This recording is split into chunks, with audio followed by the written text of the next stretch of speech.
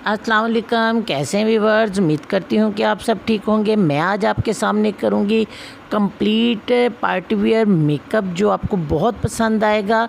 Silver मैंने touch दिया था आइस का और बहुत ही खूबसूरत इनका मेकअप जो था वो रेडी हुआ था पार्टी वियर में। और इन्होंने एक पार्टी में जाना था शादी पर, तो ये आई मेरे पास तैयार होने के लिए।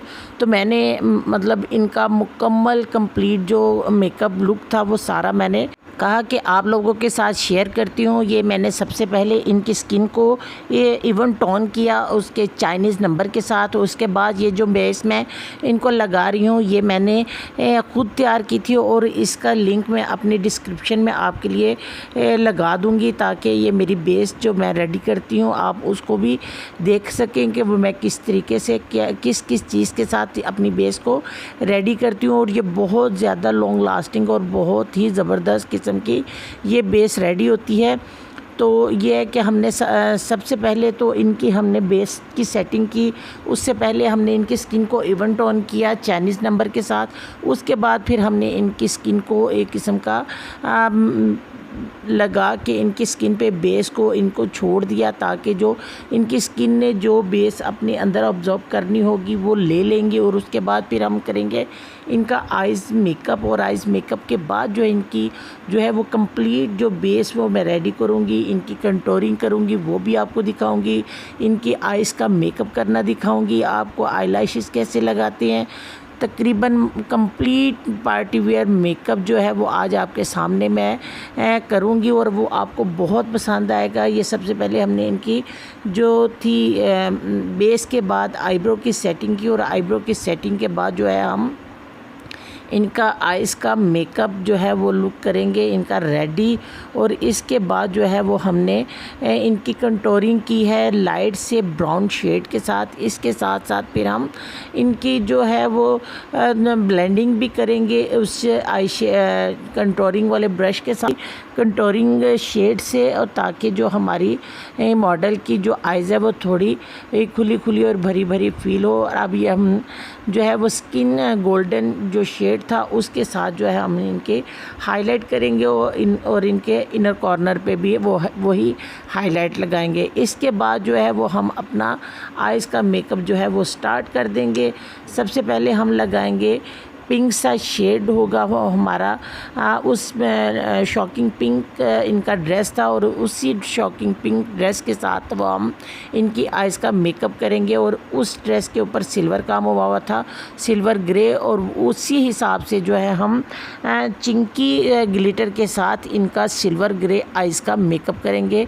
और ये बहुत ही आसान तरीके से मैं आपको दिखा रही हूँ और बता रही हूँ। ये देखिए सबसे पहले हमने आइज़ की कंटूरिंग की, कंटूरिंग के बाद फिर हमने इनकी जो कट क्रीज थी वो शॉकिंग पिंक के साथ की, और इसके साथ ही हम आईबॉल को जो है वो आईलेट को सेट कर रहे हैं बेस के साथ, ताकि हम इसके ऊपर सिल्वर ग्रे जो शेड है वो लगा सके। और वो बहुत ही खूबसूरत लगा था इनका। और इससे पहले जो हम जो है वो आउटर कॉर्नर पे ब्लैक शेड देंगे, ताकि जो है हमारे कट क्रीज प्रोमिनेंट हो और ख़ूबसूरत भी लगे। क्योंकि इस तरह आउटर कॉर्नर अगर थोड़ा ग्रे ब्लैकिश में आ जाएगा तो वो बहुत ही खूबसूरत लुक देगा आइज़ को। तो बहुत ज़्यादा हम आउटर कॉर्नर जो है वो ब्लैक नहीं करेंगे, और उस ब्लैक को भी लगा के हम शॉकिंग पिंक के साथ ब्लेंडिंग करेंगे, ताकि हमारी जो आइज़ है वो खूबसूरत लगे, ना कि बिल्कुल ही पिंक पिंक लगे और ना ही बहुत ज़्यादा ब्लैक लगे।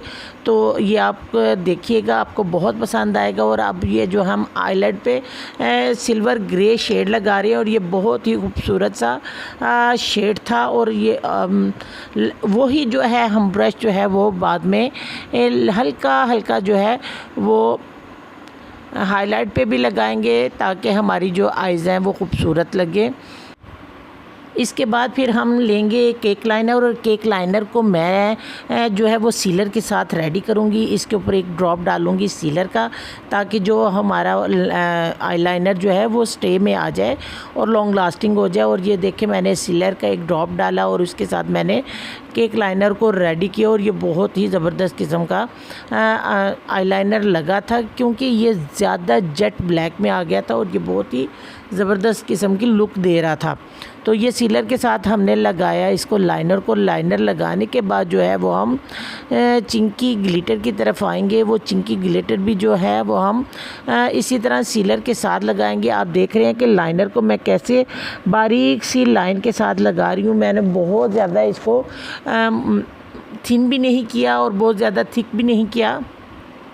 बहुत ही ज़बरदस्त किस्म का मैंने नॉर्मल सा आईलाइनर लगाया था, ताकि जो है वो आइज़ जो है, क्योंकि इनकी आइज़ ना बहुत छोटी थी और ना बहुत बड़ी थी, और हमने इनकी आइज़ के हिसाब से वो लाइनर लगाना था, ताकि जो है वो इनकी आइज़ जो है वो प्रोमिनेंट भी हों और ख़ूबसूरत भी लगें। तो ये देख लें, हमने आउटर कॉर्नर से लाइनर को स्टार्ट किया और इनर कॉर्नर पे ला के हमने इसको बारीक सी हमने इसी तरह नोक बनाई। बस आपने ये देखना है कि जो आपका मॉडल है या आपकी कस्टमर है, उनकी आइज़ का क्या लेवल है। अगर तो इनकी आइज़ हुडिड हुई तो आपने उसको थोड़ा मतलब थिक करके आउटर कॉर्नर से लगाना है, ताकि जो है वो आपकी आइज़ जो है वो अंदर को धसी हुई ना लगे, बाहर खुली खुली लगे। ये देखें, अभी हमने जो था आईलेड पे के ऊपर सीलर को एक ड्रॉप लगाया और उसके बाद ही हमने चिंकी ग्लिटर जो है वो उसके ऊपर हम लगाने लगे। और अगर जब आपने अपने मॉडल को या कस्टमर को चिंकी ग्लिटर लगाने हैं इसके साथ सीलर के साथ, तो आपने उनसे कहना है कि जब तक आपकी आइज़ जो है वो ड्राई नहीं होती तो आप उस टाइम तक अपनी आइज़ को ना खोलें। अगर वो उसी टाइम पे आइज़ को खोल लेंगे तो आइज़ के ऊपर जो है वो स्क्रैच से पड़ जाएंगे, तो इस तरह जो है वो आइज़ को मेकअप जो है वो ख़राब हो जाएगा। अब मैंने ली थी मैक की बेस और ये था नेचुरल शेड। मैंने इनकी स्किन के हिसाब से लिया, ना मैंने एवरी में लिया और ना ही मैंने ज़्यादा ब्राइट में लिया। मैंने इनके कॉम्प्लेक्शन के हिसाब से नेचुरल शेड लिया और उसी के साथ मैं इनकी जो है वो बेस को दोबारा से सेट करने लगी।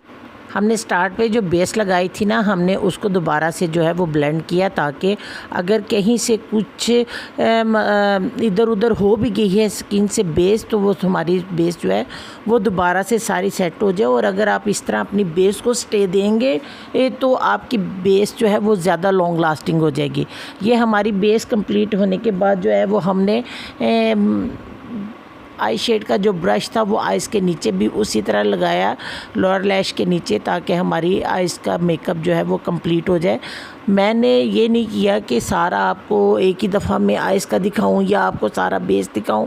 मैंने वो इस रूटीन से आज का मेकअप किया जिस तरह हम अपने पार्लर पे करते हैं, ताकि आपको भी पता चले कि ये काम किस तरह करना है और कैसे करना है। और ये बहुत ही आसान तरीके से था जो मैंने आज आपको ये काम सारा दिखाया, और ये बहुत ही ज़बरदस्त किस्म का काम जो है वो रेडी हो जाता है। अगर आप खाली आइज़ का मेकअप करें तो उसके बाद भी डिफ़िकल्ट होता है। अगर आप खाली बेस पहले बना लें उसके बाद भी फिर हमें जो है वो बेस को सेट करना पड़ता है। तो मैं अपने पार्लर पे जो मेरे पास कस्टमर्स आती हैं या ब्राइड्स होती हैं, मैं सबसे पहले उनकी बेस को हल्का सा टच दे के तो आइज़ का मेकअप स्टार्ट कर देती हूँ। और आइज़ के मेकअप के बाद जो है वो मैं दोबारा से बेस की सारी ब्लेंडिंग करती हूँ, ताकि हमारी जो बेस है वो हमारी स्किन को मतलब सेट कर दे और हमारी स्किन के अंदर जो है वो सारा निज़ाम के साथ सेट हो जाए।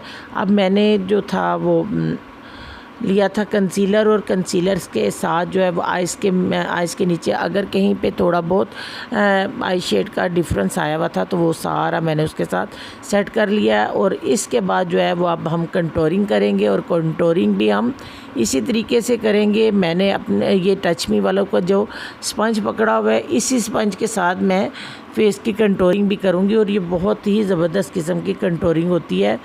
ये देखिए, मैंने स्पंज पे एक साइड पे जो है था कंटूरिंग वाला शेड लगाया, और कंटूरिंग भी उसी तरह मैंने जो लाइन के नीचे भी वो ही लगाया, और जो कनपट्टी से लेके तो चिक्स पे भी मैंने वो ही जो है कंटूरिंग वाला शेड लगाया। बहुत डार्क मैंने नहीं लगाया, मैंने लाइट सा शेड लगाया, ताकि हमारा कंटूरिंग का शेप आए, ना कि हमारी कंटूरिंग अलहदा से नज़र आए। तो ये देख लें मैंने नोज़ को भी उसी तरह स्पंज के साथ किया। कोई मैंने ब्रश नहीं लिया, कोई मैंने हाथ के साथ नहीं किया, क्योंकि मैं कहती हूँ कि इंसान को काम करना आना चाहिए, हर तरीके से उसको करना सीखना चाहिए। कि हाथ के साथ अगर मुश्किल हो कि आपके पास स्पंज नहीं है तो आप, या ब्रश नहीं है तो आप हाथ से कैसे कंटूरिंग कर सकते हैं। अगर आपके पास स्पंज है और ब्रश नहीं है तो आप स्पंज के साथ कैसे कंटूरिंग कर सकते हैं। तो ये मैंने आज इस तरह आपको ये सारा बताया, क्योंकि किसी टाइम पे भी कुछ भी हो सकता है। और इसके बाद जो है वो हमने लूज़ पाउडर के साथ फेस को सारा डस्ट आउट कर लिया था, ताकि जो हमारी जो बेस है वो स्टे में आ जाए और लॉन्ग लास्टिंग हो जाए। और इसी तरह हमने फिर स्किन गोल्डन सा मेरे पास शेड था, उसी के साथ मैंने हाईलाइट किया और वही मैंने नोज़ पे भी लगाया और अब अपर लिप्स पे भी वही मैंने लगाया। आप देख रहे हैं टेराकोटा भी आप लगा सकते हैं, ब्रश के साथ भी लगा सकते हैं, फिंगर के साथ भी आप लगा सकते हैं। ये आपकी मर्ज़ी है कि आपको काम अगर आता हो तो आप किसी भी तरीके से कर सकते हैं। ये शॉकिंग पिंक सा नाइस वालों का मैंने शेड लिया था, उसके साथ मैंने जो है वो इनकी लिपस्टिक जो रेडी की थी और ये बहुत ही ज़बरदस्त किस्म का शेड हुआ था। और लेकिन मैंने इसको यहीं पे नहीं छोड़ा था, मैंने इसके ऊपर भी मिडोरा का जो शॉकिंग पिंक नंबर था वो दोबारा से मैंने इसके ऊपर थोड़ा टच दिया, क्योंकि ये ड्राई होके तो जो है वो बिल्कुल भी मतलब शाइन नहीं दे रही थी। तो मुझे ऐसे लग रहा था कि जैसे ये थोड़े टाइम बाद स्क्रैच बना देगी लिप्स के ऊपर। तो मैंने ये लगाने के बाद जो है वो यही नंबर सेम मैंने मिडोरा का इसके ऊपर टच दिया था और ये बहुत ही खूबसूरत लग रही थी। और मैं उम्मीद करती हूँ कि आपको मेरा आज का काम पसंद आया होगा। तो अगर आप मेरे चैनल पर नए हैं तो प्लीज़ मेरे चैनल को सब्सक्राइब करें, लाइक करें, शेयर करें और बेल आइकन को प्रेस करें, ताकि मेरी नई आने वाली वीडियोस आप तक आएँ और आप मेरी वीडियोस से फ़ायदा उठा सकें। और अगर आपको मेरा आज का काम पसंद आया हो तो दुआओं में याद रखिएगा। अल्लाह हाफिज़।